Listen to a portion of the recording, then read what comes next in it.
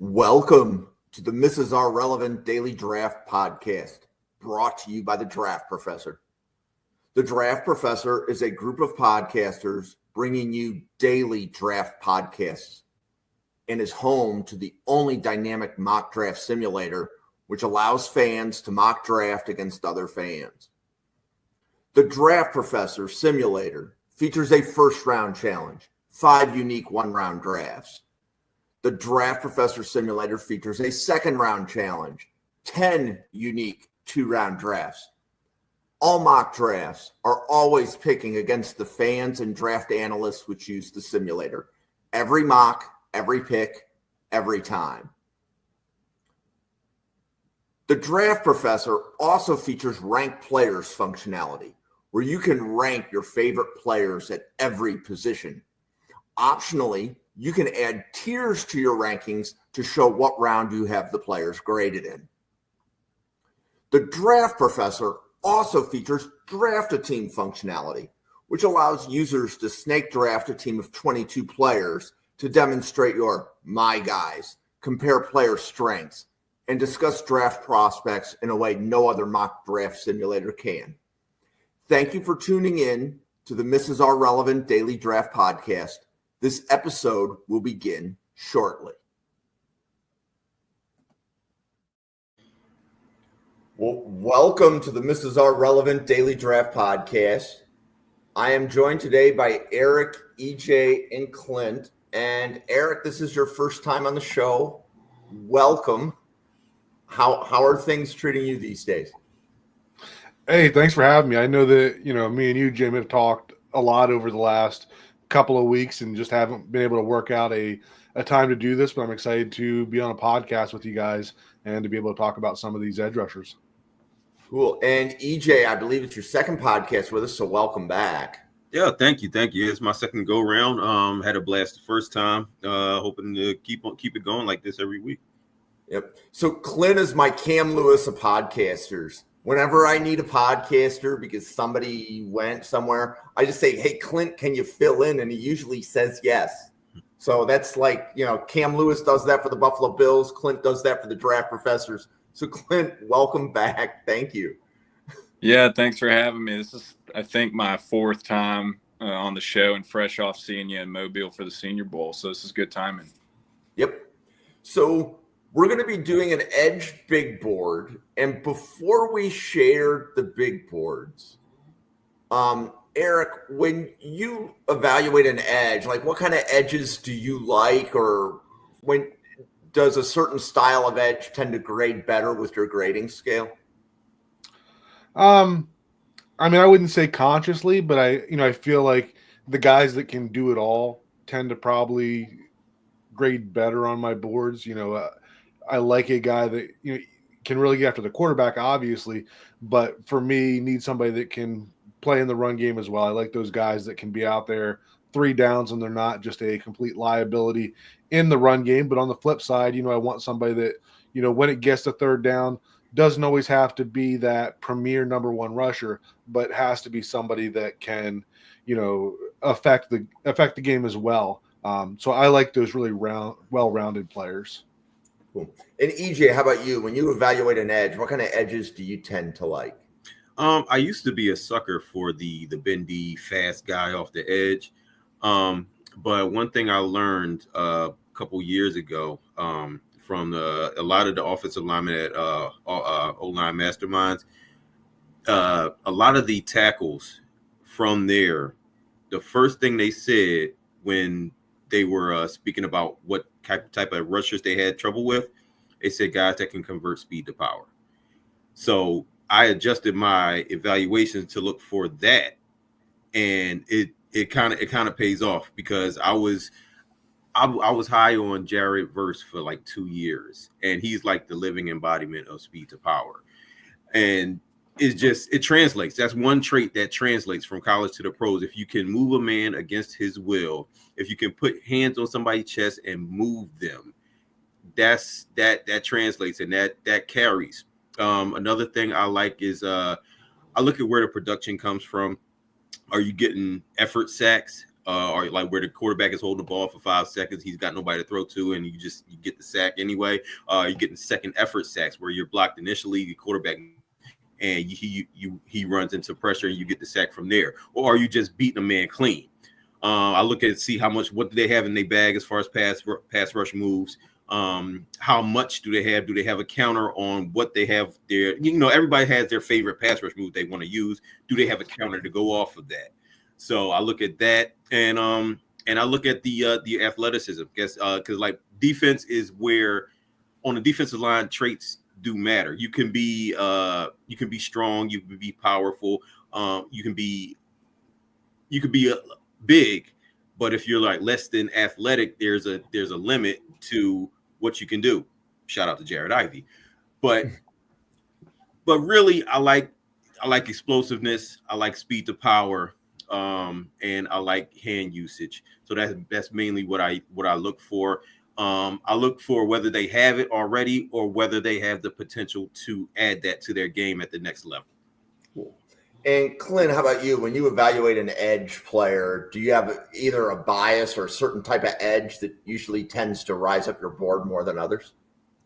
I think a quick way to describe it and kind of maybe do something a little different is to look at a specific player or two in this class that would tend to be more of my quote-unquote style. I think it would be that tier of Mykel Williams and Shemar Stewart, guys that are 6'5 plus, 260 plus, really like a lot of length as far as their arms. I liked the point that EJ had about, and I'm paraphrasing, along the lines of used to get real wooed by the bend, but now I really like the speed to power, and I think you see it with those two. Their bull rushes are just frightening, honestly. But at the same time, I like to conversely say I can still get tranced by somebody that can really bend the edge. I mean, obviously, we're going to talk about Abdul Carter in this episode. Obviously, we're going to talk about Mike Green and some of that swim move that he's just been killing people with, and James Pearce. I mean, so that's a different build than what I'm saying. I tend to lean more toward, if I had to pick one player, Mykel Williams would tend to be kind of more of my quote-unquote brand for some good perspective. And that was really well laid out. I know I already touched on this, but what EJ said about kind of changing his flavor there, I think as time goes on, I'd about say the same thing. I think I get more excited about a guy entering the league, like I said, that's 260 plus, got arms, knows how to hit the strike zone with their hands. I think about my favorite clip of all of them in this pre-draft cycle is about the first week of the year. It's pregame warmups, and Mykel comes up, hits the blocker right in the V of their jersey. And I mean, when I say that it looks like the guy has 40-inch arms, and obviously I'm being, hyperbole there. So that's some good perspective of some things I like typically. Okay. So on Monday, the podcast is players that will be overdrafted because they have more traits than they do production. There are several people, several players that are going to be really high on this edge list that meet the description of they're going to be overdrafted because of traits. And I'm curious. Well, the two names I just said that were my two examples, Shemar Stewart and Mykel. I mean, you could have said that just as a piggyback of the two I said. Yep. So, Eric, number one on your list is Abdul Carter. You want to tell everybody why he's number one on your board and talk about Abdul Carter for a little bit. Yeah. So, I mean, this edge class as a whole, I'm not, really high on. I don't see Abdul Carter as that top 5 pick. Like a lot of people do seem to view him. He obviously has amazing explosion off the ball. That game against Notre Dame really changed my opinion on him in the sense that even though he was playing in that game essentially with one arm and the explosion off the ball, the speed off the ball, he was still able to win with that despite not being able to use, I forget whether it's left or right, but I think it was his left arm. Really couldn't use that at all. So that that showed that even though he may not have the power of some of these other guys, the traits that he has in his quickness is still enough that you can still win with that. I don't see him, being real stout in the run game. So I'm not convinced that he's a every down player from day one in the NFL, but he's the type of player that's special enough that, the reps that you can get on those passing downs are enough to still keep him at the top of the board for almost everybody. Cool. And EJ, what do you have on Carter? It's just the speed around the edge, the athleticism he has, the movement ability is top notch in the class. The appeal with Abdul Carter for me is his versatility. We see so many defenses with multiple fronts nowadays, and he has that ability to be that chess piece you want to put wherever you want in the defense. That's why I want him to go to somewhere with a defensive coordinator that's creative enough to use it to maximize his abilities. I really have no interest in seeing him with his hand in the dirt for 3 downs a whole lot. I'd rather see him in the 2-point stance, coming off maybe a 9 technique, 7 technique.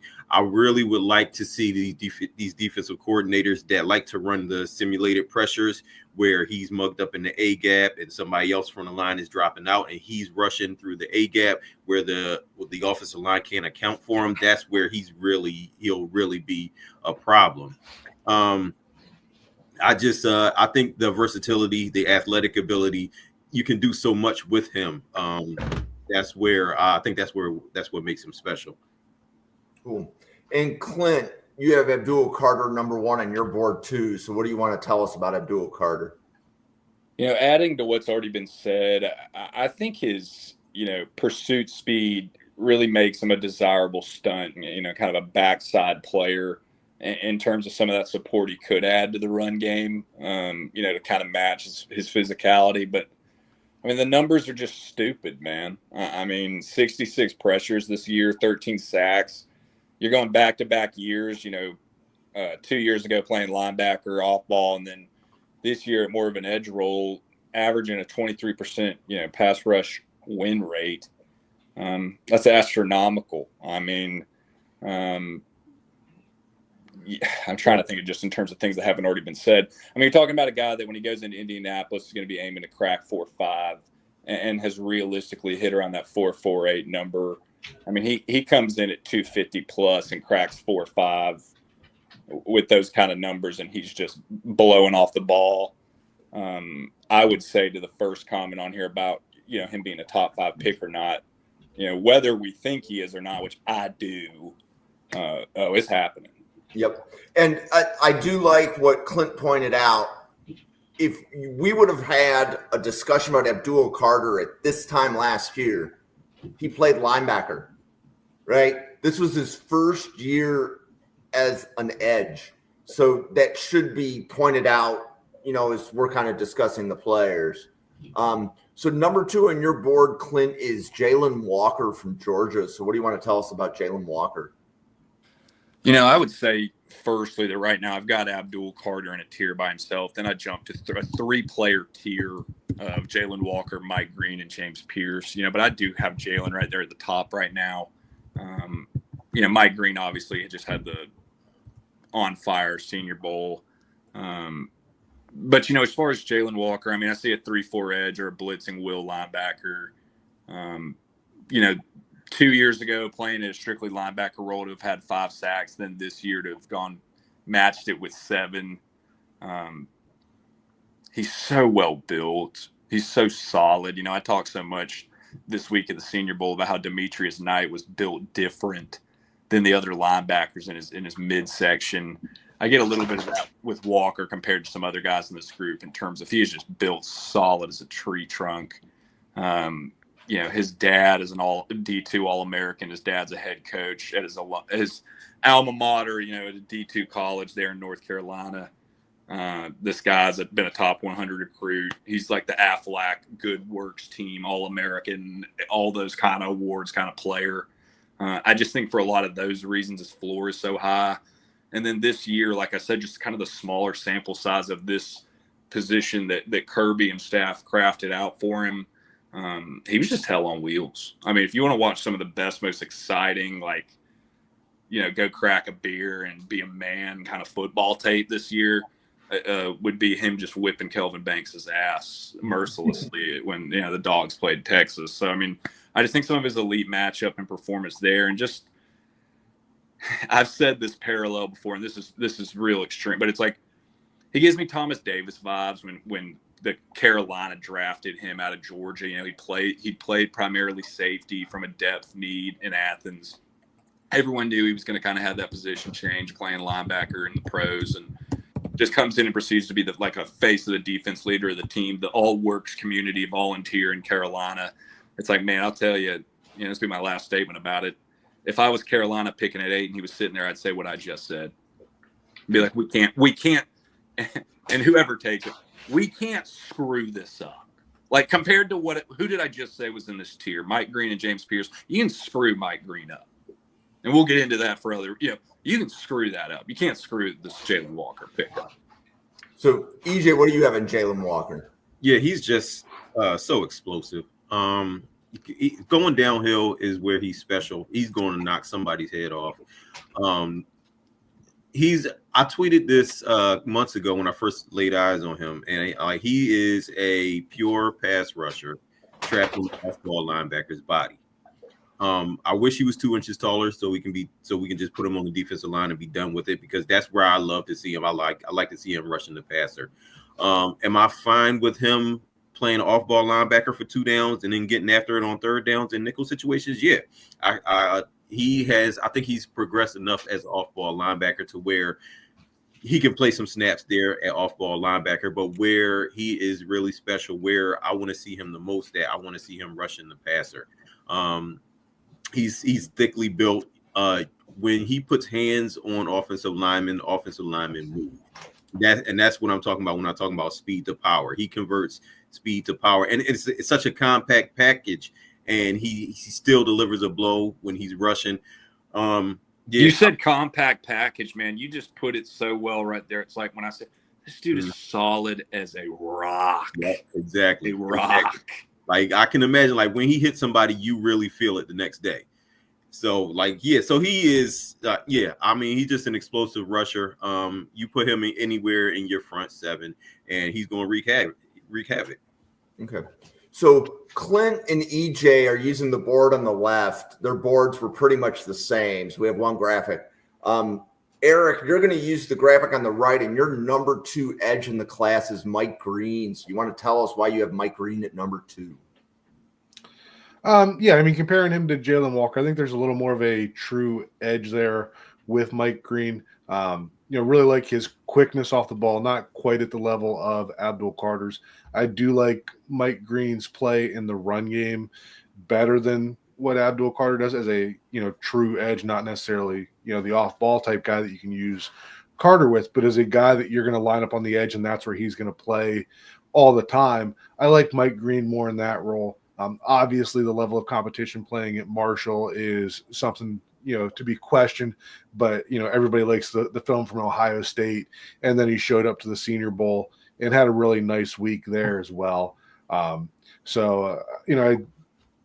I think that his quickness off the ball keeps him up around that first round range. Then I feel like his ability to play in the run better than some of these other guys. We talked earlier about the things that we like, and one of the things that I like is the ability to play both the run and the pass. And when you can do that as a true edge defender, that's something that's going to rank a little higher for me. And that, is probably the reason that I have Mike Green ranked higher than Jalen Walker on my board.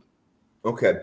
And just for the audience to know, the blue color indicates that the person has graded them in round 1. So the next player you have on your board, Eric, is Jalen Walker. So you have a first-round grade on Jalen Walker as well.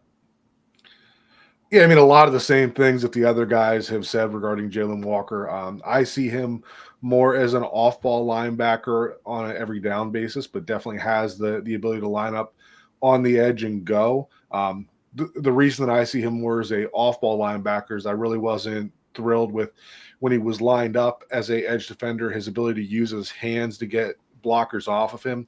I didn't feel was as good as some of the other guys, but when you look at the versatility and the way that you can move him around, there are absolutely opportunities for him to make a play, whether it's a chase somebody down and force a fumble or blitzing. There's a lot of different ways that Jalen Walker can impact the game. So I like that side of him. But when we're talking about him as a edge and a pure edge type player, have Mike Green ranked just a little higher because of that.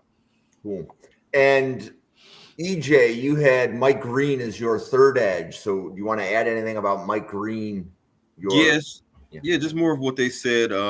He's another explosive guy, powerful player. I mean, we all saw the clip of him against Josh Connolly at the Senior Bowl.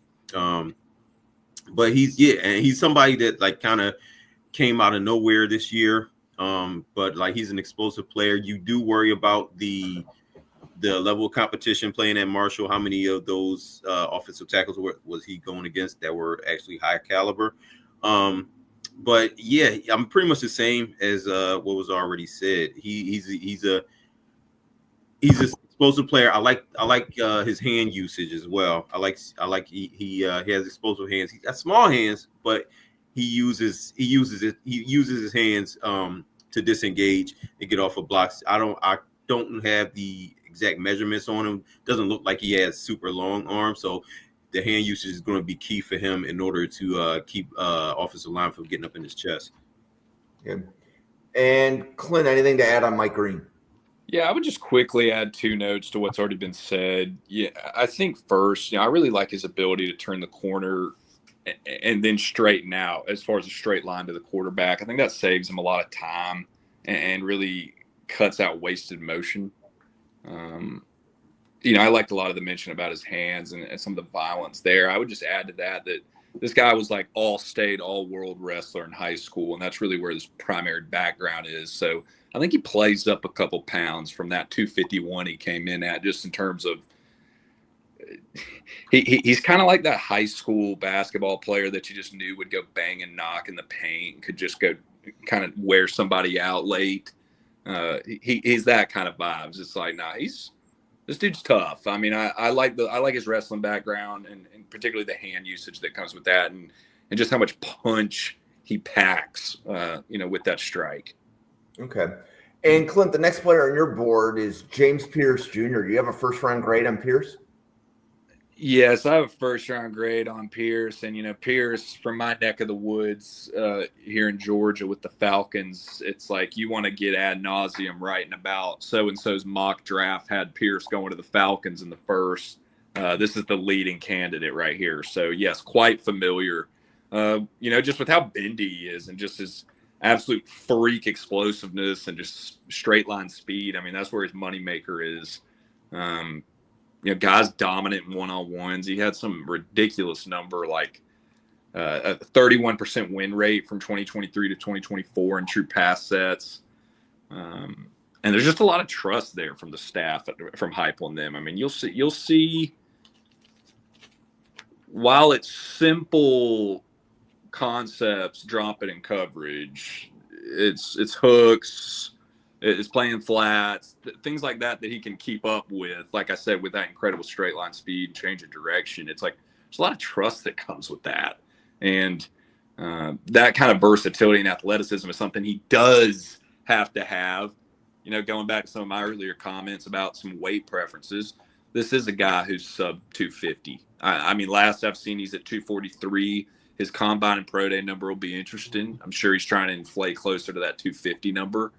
But, he's just kind of got a wiry frame. I don't think, while I'm not a soothsayer, I don't see that being possible for him to ever be like a 260 guy. That's not going to happen, but that's not who he is. You're not drafting him to be that guy. He's going to be inconsistent shedding blocks, and he's going to have his moments with that. And you're always going to know he's going to have the conversation of, man, he could bulk up a little bit in the offseason. But you know what you're signing up for. I mean, I use Atlanta as an example. For a team like us where it's, I mentioned how I like, the archetype of, say, like a Shemar Stewart or a Mykel Williams. frankly, that's not what Atlanta needs. Atlanta needs somebody who year one's ready to go be like Jared Burse and go hang 8, 9, 10 sacks.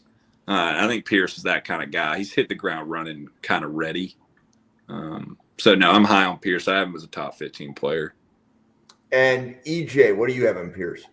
Yeah, high end explosiveness, high end bend. I think he projects easily to 3-4 outside linebacker or odd front outside linebacker. He can handle those shallow zones. Maybe he's got to cover the running back coming out of the backfield or whoever's in that shallow zone. He can handle those.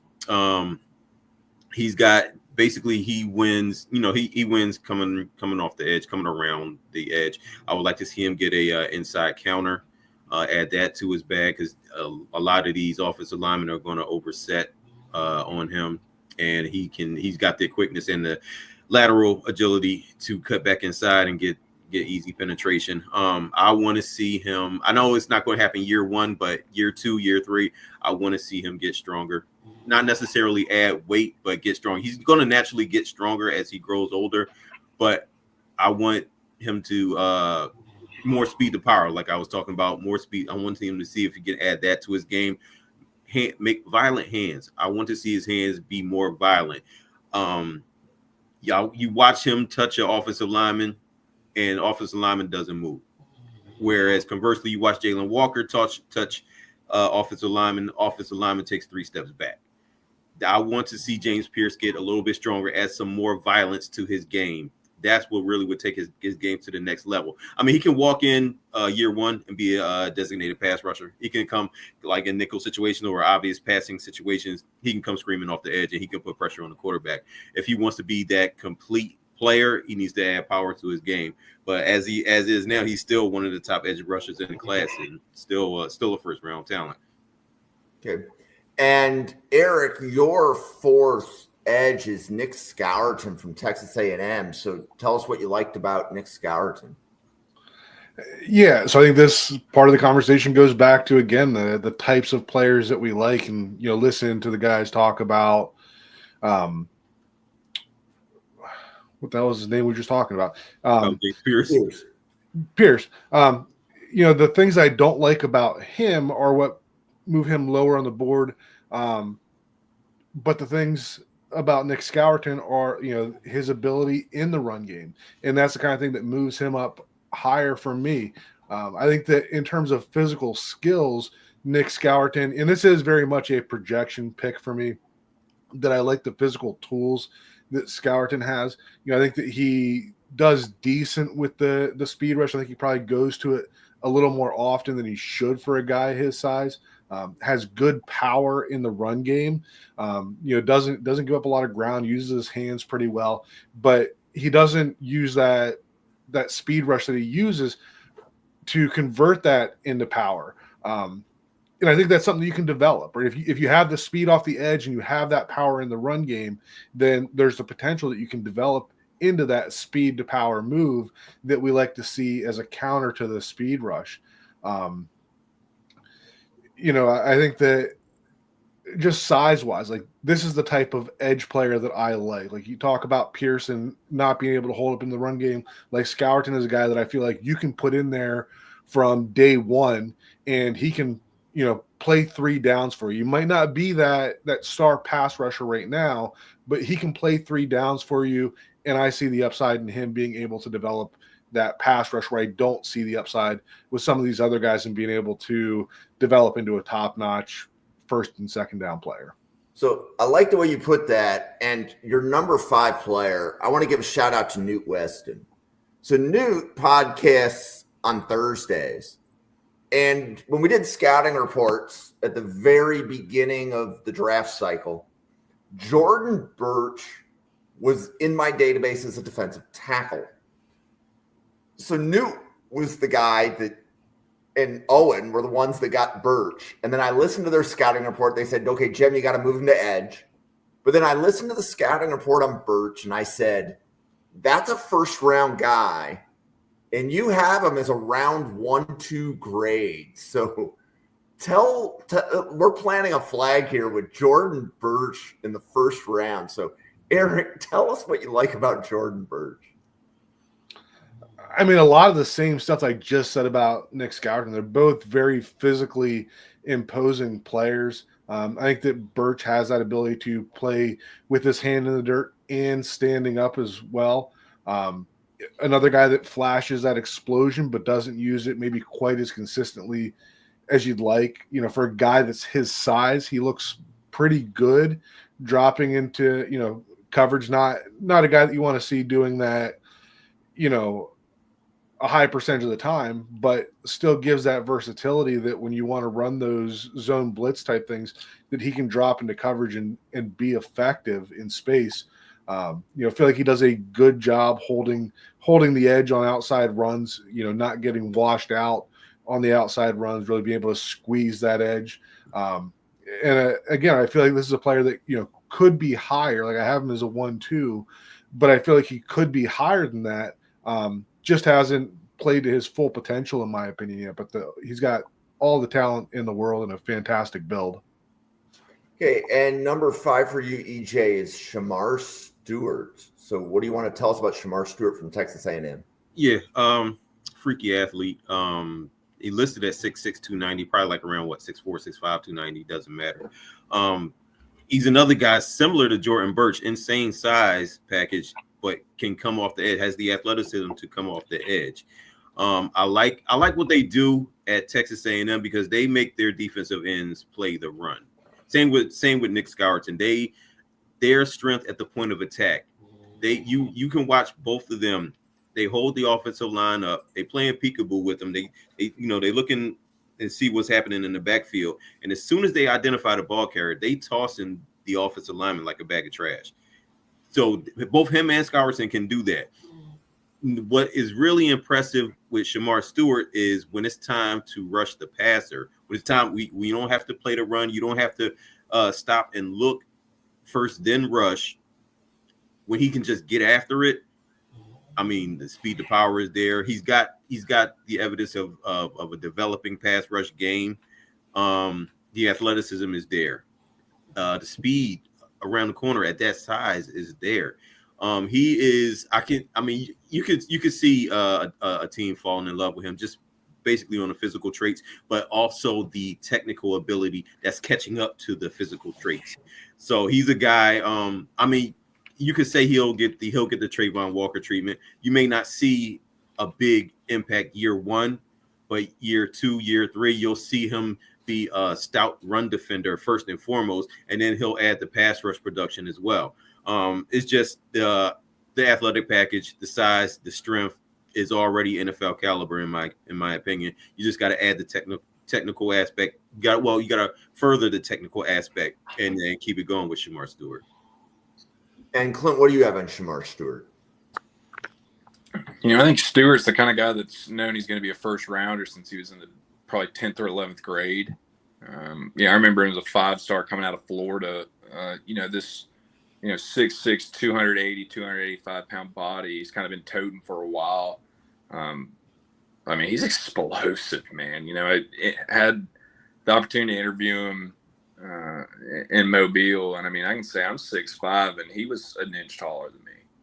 Like he's legit 6'6", and weighed in at 281 there. His hands are that guy throws some damn bare knuckle boxing, man. A lot of good punch. You know, it's weird. You know, it's there's like this line with Stewart between it being versatility and tweener. It's like, yeah, he's 281, and you list him in the edge group, and there's a lot of people that mention him kicking inside, and you cut on the tape, and hell, EJ was just talking about, I like what A&M does in the run game, and they make their down linemen play against the run. It's like, hell, they had Shemar Stewart playing at nose tackle at certain snaps. It's the truth. And that's a lot of trust in him there, and just the fact how strong he is. That was a real interesting comment he made in Mobile, that he's really looking to improve his strength, just going against older, more physically developed athletes in the NFL. And kind of we're sitting there like, man, that's not the answer I was expecting out of you. So I think just kind of adding to his anchor, the more he kind of finds his more 3-down role in the league, But I mean, man, his range is interesting as hell to me. Because, like, I don't see a guy like him leaving Mobile the way that he did. Because I swear to you, I had to have been the last guy to interview him, and he had to have been sitting in the Uber riding to the airport no longer than 20 minutes after I'd spoken to him. Yeah. When his agent had been like, "We're out of here." I don't see a guy like that leaving unless somebody's told him he's going top 20.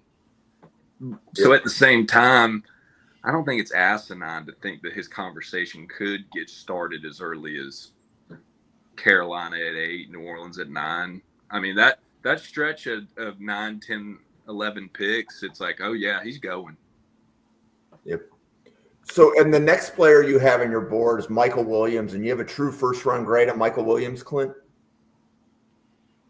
Yeah, I do. Same kind of thing where I said, a guy that's probably known he was going in the first round since about 11th grade. He's a 5-star out of Georgia himself. This is the kind of guy that came into Athens and played every game as a freshman and made all SEC freshman team.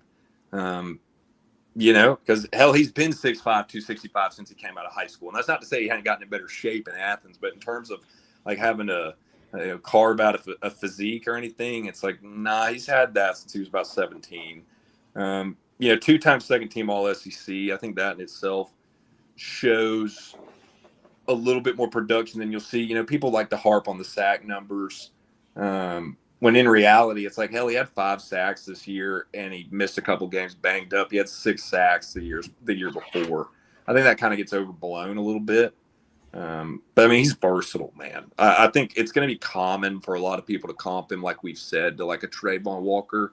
Gives me a lot of Jalen Phillips vibes. He's so versatile, being able to play the kind of that outside backer. But, I mean, he is strong as a bull, man. It's like his bull rush will whip your ass. And I said about that favorite clip of mine where he's just getting in the V of the blocker right there in his jersey, and it's just like just stranglehold. It's like in the movies when a bully's holding up the nerd against a locker and he's just swinging and there's nothing he can do because his arms are so long. He's got that kind of bully potential. But the explosiveness and the violence is there. It's like he loves contact. But it's simple. I mean, it's a lot of the same things that the other two guys said, and we talked about with Stewart. It's just he's got to add to the toolbox as far as some pass rush moves, because leaning on a bull rush and things of that sort, it's just not going to get it done.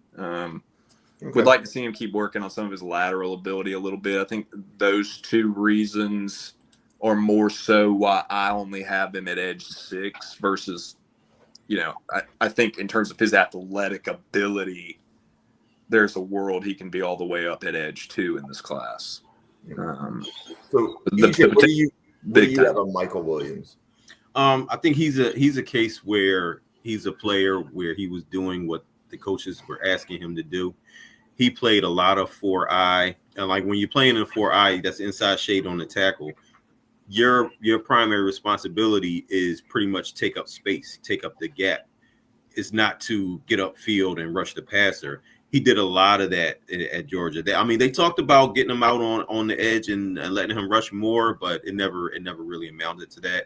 But a lot of his reps came inside. A lot of his reps, they were asking him to hold the point of attack, hold the blockers up so your linebackers can go make plays. That's what Georgia does with their front 7. But I mean, the intrigue about him is you see flashes of the pass rush upside. Example of that would be the first Texas game in the fourth quarter. Texas is driving. It's a 4th and 6. Texas is going for it. He's lined up against Kelvin Banks in the 7 technique. He put a dip rip on him, ran right through Kelvin Banks, sack fumble. And you see that, it's like, oh, wow. Because you saw that, you see the get off from a man that side. You see the get off, you see the power, you see the height, weight, speed advantage that he has as a player, all in that one rep right there. And it's just that we don't see that on a consistent basis, because part of that, I think, is schematic based, because that's what Georgia asked them to do. But you plug him into a different situation, say you plug him into a even front defense where he can rush from a 9 or a 7 technique. he's gonna put up some numbers. And that's another thing, his versatility. He can play on the even or odd front. If you want him to play that 4 he has the strength and the power to do that as well. So you can do whatever you want schematic wise with him, and he has the athletic upside to be a difference maker coming off the edge. Okay. And Eric, one of the guys that I gave you on the list, R. Mason Thomas, went back to school, so he might be edge one in your board next year. All right. What do you have on JT Tuimoloau from Ohio State? Yeah, so he's a player that I feel like uses his hands really well, both in the run game and the pass game. You know, he plays good assignment sound football in terms of being able to, defend his gaps properly. You don't see him freelancing a bunch. You see him, really sticking to his assignment, but still playing with, high effort. He's not just taking care of his assignment and then just giving up on the play. But he's not a player that's just going to, fly to whatever gap he wants and leave a wide open run lane there or an escape lane when he's pass rushing, that type of thing. Feel like at this point he probably not going to be the guy as a pass rusher, but I think that he could be a high end number 2 pass rusher for a lot of teams. If you bring him in and he's your he's the guy that you're putting out there and you're expecting him to win your pass rush matchups and be the focal point, I don't think that you're going to get great results from that. But if you can pair him up with another high-end pass rusher, then I think you got a lot of good stuff there. So, a good all-around player that I think, plays the run at a high end and still is able to rush as a high-level pass rusher as well. Okay, and then your next player is one of my favorite guys to talk about, and that's Quandarius Robinson from Alabama. So this is a player that played behind some first-round NFL picks at Alabama. So, and then he got injured this year, so there's only about 5 or 6 games on him. But those 5 or 6 games were enough for him to be 8 on your big board. Yeah, so I think that he is a really good athlete. Not the best size, not great power. I think that I see him more as an off-ball linebacker in the NFL than I do as a true edge rusher. A big part of that too is that he looks good in the open field. Looks comfortable. Obviously not a DB, but a lot better than some of the linebackers that we see in this class. So I think that my projection for him at the NFL level would be an off-ball linebacker that has that potential to move up and rush off the edge in those passing situations. I think that, you could find a role for him as a 3-4 outside linebacker. I think he just has athleticism that you can't teach, right? He's not – I don't like him as a 4-3 defensive end, hand in the dirt type guy. Don't think you're going to have a lot of success there. But if you can let him play in space, I think you're going to get some really good returns from a guy like this.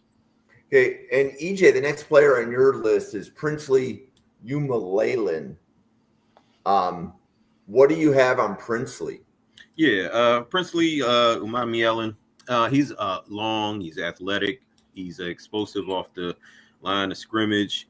He's another guy you want. I don't want him inside the line and kick. I don't want to kick him inside. I don't want him mixing it up with guards or anything like that.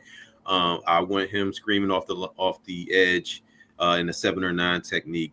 He is a guy. He's fluid. He's explosive. He's kind of in a similar mold to James Pearce, where he's explosive. He's fluid. He's long, but you want to see him get a little bit stronger. I want to see him. Another one. I want to see him be a little bit more violent with the hands. He's got quick hands. That's a good thing, but I want to see him deliver a blow when he's using his hands, and when he puts his hands on somebody, I want to see him deliver a blow. But he's another guy that can fit into anybody's pass rush rotation and get you some pressure off the edge. Cool. And Clint, what do you have on Princely? Anything additional to add? Yeah, Princely was actually the first player I interviewed in Mobile, and it was interesting listening to him, and he's right. He just talked about how, in terms of size and production, he has been the best in the last 2 years in college football. I mean, we're talking about, between Florida and Ole Miss, he's got 39 starts in the SEC at this point. First team All SEC this past year, second team All SEC at Florida. He's got pop, man. He's got strong hands, great length, like we've already said. He'll knock a blocker back and put him on skates. I think that he's going to find a nice spot for a team in the second who didn't want to pay first money but wants to bring home a name brand that they can show off, because he does have that kind of ability and upside. Again, take my Falcons, for example. And let's say they don't go with the edge in the first round, and in the second they're looking up, and somebody like him, it's like, no, we did the thing. So I think he's kind of got an interesting market there. I think an interesting thing for me is we talk about the Senior Bowl, for example. See, that event wasn't really made for him. Like, Princely's not some real bendy, going to show out on the bags kind of player. His more is dominate you with some bull rush, dominate you with strong hands and motor and things of that sort. So I, in a weird way, almost thought that was encouraging that we came out of Mobile. Not only people not saying that he struggled, but the contrary, that people were looking around saying like, oh, he had a pretty good week. So I thought, particularly considering that, he had a real strong showing. Okay. And then we've already covered Scourton. So the next player on your list, Clint, is Bradyn Swinson. So Bradyn Swinson you have as a top 10 edge rusher. So yeah, that's more of the bold one here. And I think Swinson's one that a few people in the draft community are getting really excited about, having dived into him. Started at Oregon, transfers over to LSU, kind of has some more DPR tendencies, but man, I tell you, the length, he's flexible, the bend is nasty, and he can drop in spots. I mean, he can match that kind of ability in space with also having the strength to, use his hands and hit the strike zone of blockers. It'll be interesting. He's somebody that I do have circled. I really want to see how he follows up his measurement that he had at the Shrine. And I would need to double check that, but I think he's along the lines of 6'4", 250. That's somebody that needs to hover around that 250 number. But I mean, look, dude, talking about somebody that had 59 registered pressures in 2024 out of LSU. We've talked about a lot of guys on this episode where, the production, It's like I mentioned how a lot of people like myself are getting excited about him, at the juice on tape. He turned in 59 pressures and 9 sacks in 2024. The production is there as well. He's definitely, I don't know if sleeper's the right word, but like I said, while he's getting lost in the crowd, maybe is the way to put it. I like that, lost in the crowd. Another person getting lost in the crowd.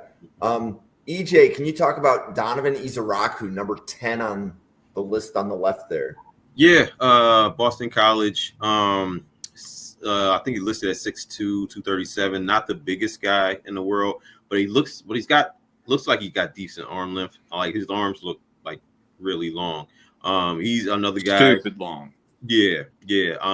He had some crazy production, like 15, 16 sacks on the year. He just put him on the edge, 7-9 technique. Let him be explosive. Let him use his ridiculous length. Let him. Just let him run off the edge. You don't want him doing anything else. You project him. You want to.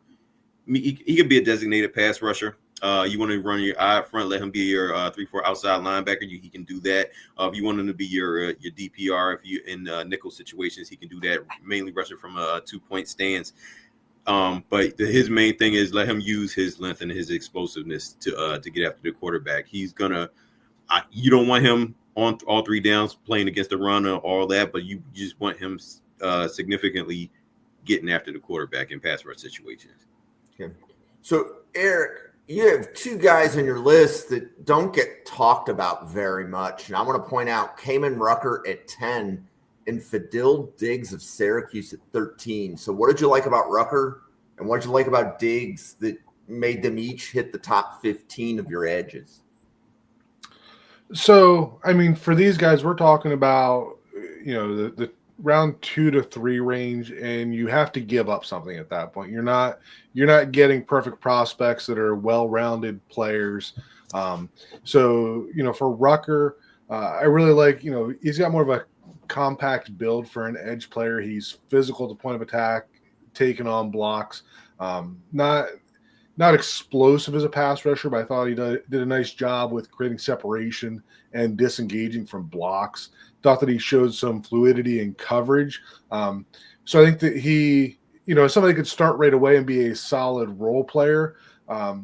Maybe not a guy that you are constantly rushing the passer with, but I think that he gives you enough to be a role player in that. But like I said, his ability to drop into the open field gives you some versatility that it's not a guy that you're just putting out there to defend the run game and then disappears on passing downs. I think there's multiple things you can do with him.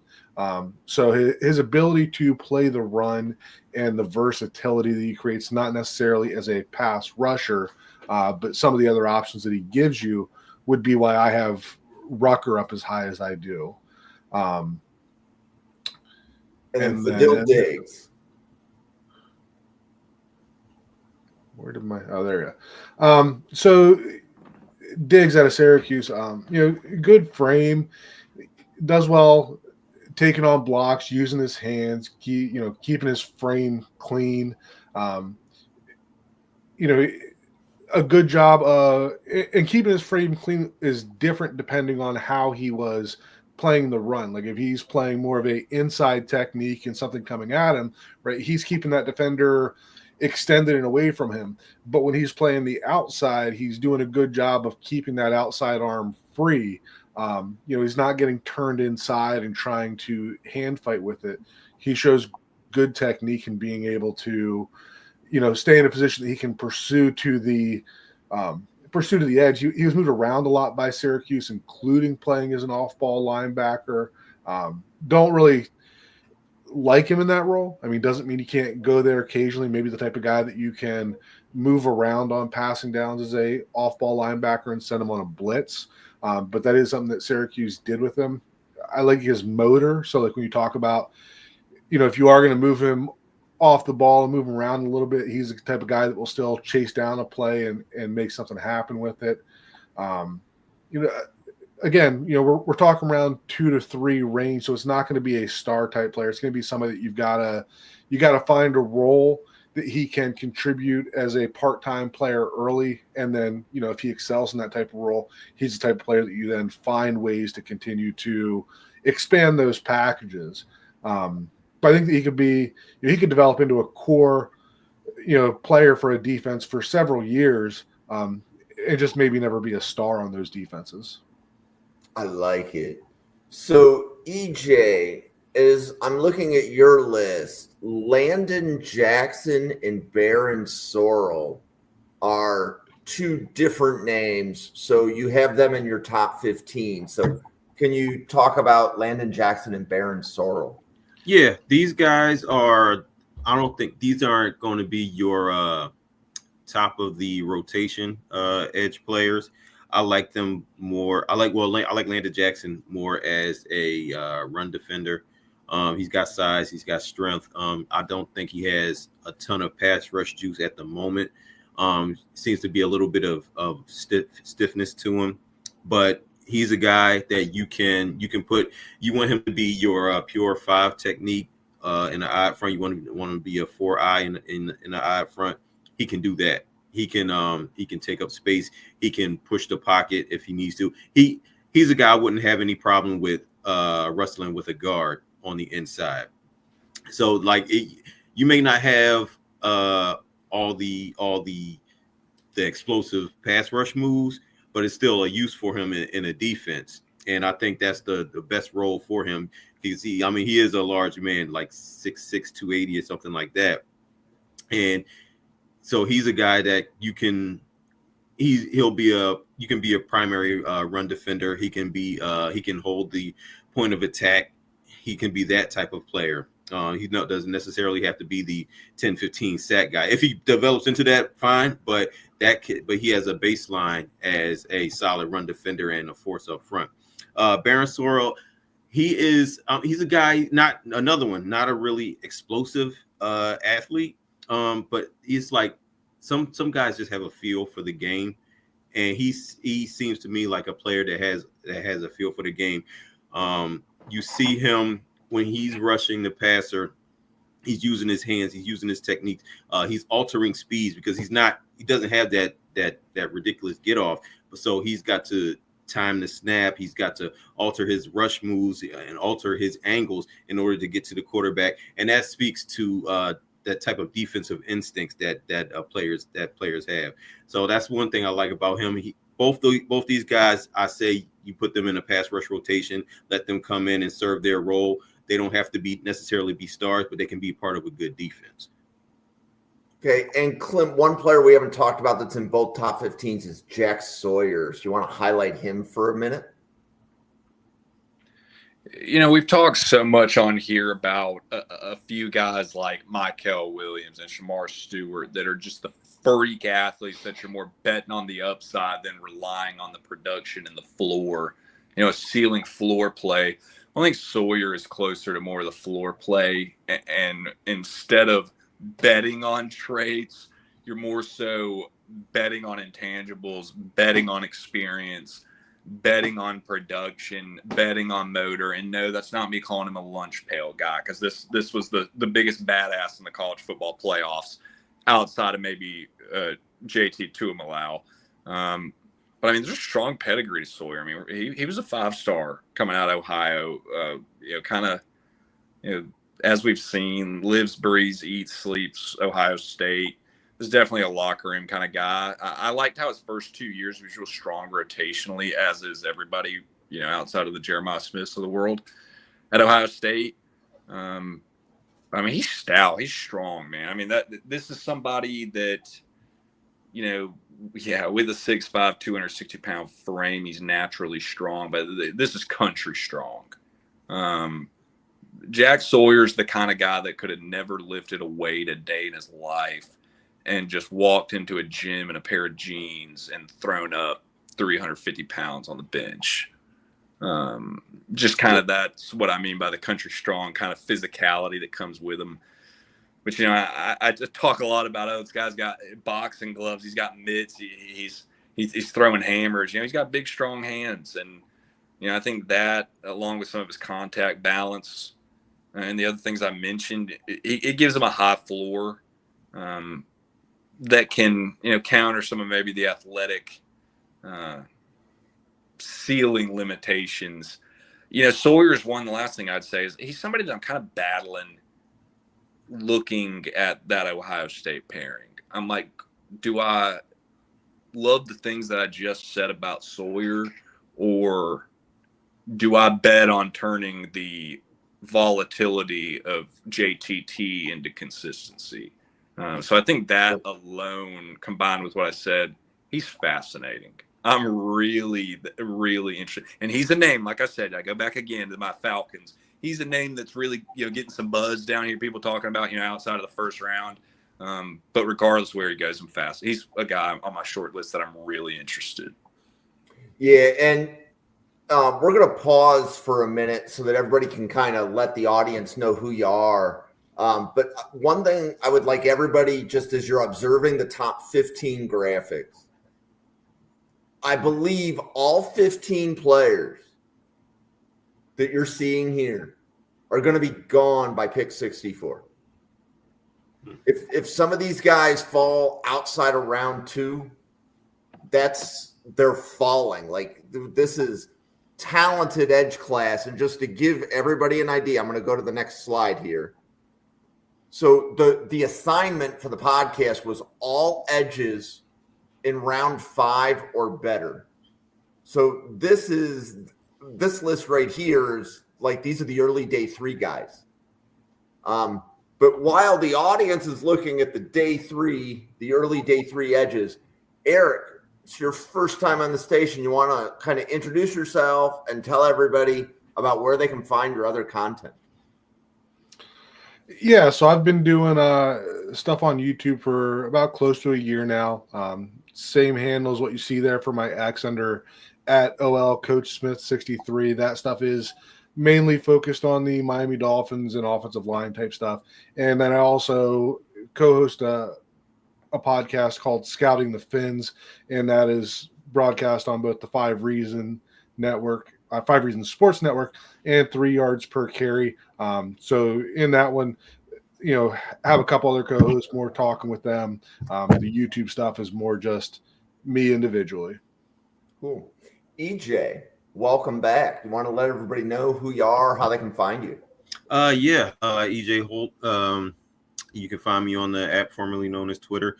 I'm pretty much doing film breakdowns and pretty much doing clips of all my players. I'll have more rankings. I have some more clips. I'm big on showing your work, so I'll show film of why I like a player, what he does well, what he doesn't do well, and keep an eye out for Rogue Analytics draft guide coming soon. I'll be doing I think defensive backs, I believe, so I'll have scouting reports there, and also have my own scouting reports which I'll post online as well. And this is a normal time for EJ. His podcast partner, Mykel, today is his birthday. So Eric, Clint came in to fill in. Like, Mykel, it's a big shoes to fill, and it took 2 podcasters to fill in for you. I'm just saying. So I definitely appreciate Eric's dog, and Clint. and it's a pet-friendly episode. It's definitely pet-friendly. I want to remind the audience of several things. So first, please like the podcast on YouTube. Please subscribe to the YouTube channel. We have daily draft content coming your way. So later on tonight, Bill Sparks, who's in the chat right here, will be podcasting the preliminary 2026 big board. Basically, it's a significant number of the players that went back to school. We have a top 5. Well, we shouldn't say a top 5. We have 5 guys at every position that we like. So there were 5 guys at every position that we like that went back to school. That is the preliminary, let's say, initial 60 players on the 2025 or 2026 big board. Mm-hmm. So that's the next podcast that's coming. And then we have our 32 GM mock every Friday. So if you want to come out on Friday, we have 2 podcasters, Newt, who was here earlier. Let's see if I can find one of Newt's comments. No, and there we go. So Newt Weston will be one of the podcasters on Friday, and he'll be joined by Drew. They'll be announcing every pick, talking about every pick. And then we have 30 people feeding the picks in through YouTube. It is by far one of the funnest podcasts that I've ever done in my life. Just seeing fans pick their favorite players, hearing us talk about them, everybody complaining about who picked who. And there's usually a lot of commentary. So, for example, last time, Ariante Ursary dropped. Well, I believe Matt Miller released a 2-round mock, and he didn't have Ursary going in the first 2 rounds either. So apparently the draft professors might be on the bleeding edge of some of these players dropping. I'm just saying. So you definitely want to catch it because we do learn some things as we go through. I love seeing new evaluations. There were definitely some names as the top edge graphics came in where I was, okay, I haven't heard people talking about that player this high before. So we're going to keep doing that. We're going to keep having different people bringing you their boards, and we can talk about who's high, who's low, and we can kind of bring it to a mock draft on Friday to see if that's the way everybody else's board is too. So with that being said, I want to say thank you to Eric.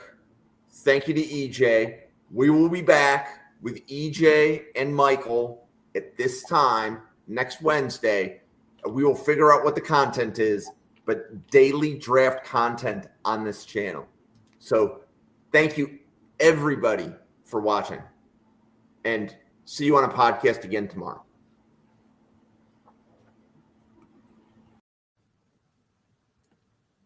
Thank you for watching this episode of Mrs. R Relevant, the Daily Draft Podcast, brought to you by the Draft Professor. Please follow the Draft Professor on X at NFL Draft Fanatic. No, I am Fanatic. Please follow the Draft Professor channel on YouTube at NFL Draft Fanatic. No, I am Fanatic. We look forward to seeing you on our podcast tomorrow.